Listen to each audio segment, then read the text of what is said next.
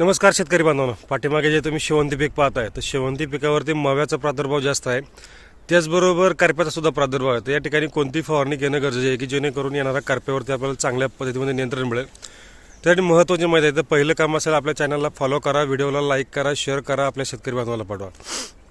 या ठिकाणी तुम्ही पाठीमागे बघू शकता की निश्चितच मॅग्ना ऑरेंज ही जात आहे, व्हरायटी आहे, चांगल्या पद्धतीमध्ये वजनदार आणि मालामाल करणारं पीक आहे।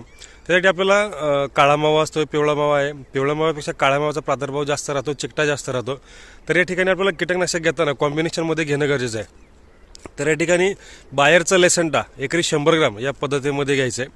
बायर कंपनीचं लेसेंटा 100 ग्राम, त्याच पद्धतीमध्ये गॅस पॉयझनसाठी फॅन्थोइट अर्थात धानुसार असेल 1 ml प्रति लिटर म्हणजेच 250 ml प्रति 10 पंपांसाठी, लेसेंटासुद्धा 100 ग्राम 10 पंपांसाठीचं जे प्रमाण आहे ते या ठिकाणी सांगतोय ते आपल्या ठिकाणी घ्यायचे। कॉम्बिनेशनला या ठिकाणी घेत असताना जांभळा करपा जाणवतोय, निश्चितच तुम्ही बघितलं पण असेल।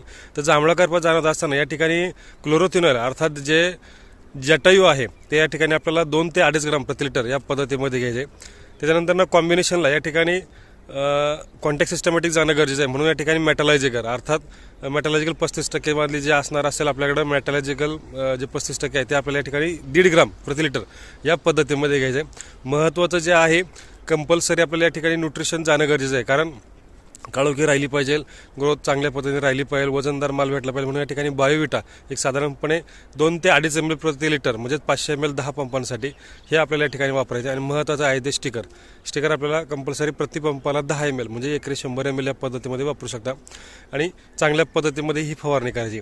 तर हे चांगल्या पद्धतीमध्ये जे शेड्यूल आहे, जे महत्त्वाची फवारणी हे आपल्याला करून घ्यायचे। निश्चितच आपल्याला चांगल्या पद्धतीमध्ये जो करपा असेल, आळई असेल, काळा मावा याच्यावरती चांगल्या पद्धतीने नियंत्रण मिळणार आहे। निश्चितच ही माहिती आवडली असेल तर व्हिडिओला लाईक करा, शेअर करा, आपल्या शेतकरी बांधवांना पाठवा। धन्यवाद।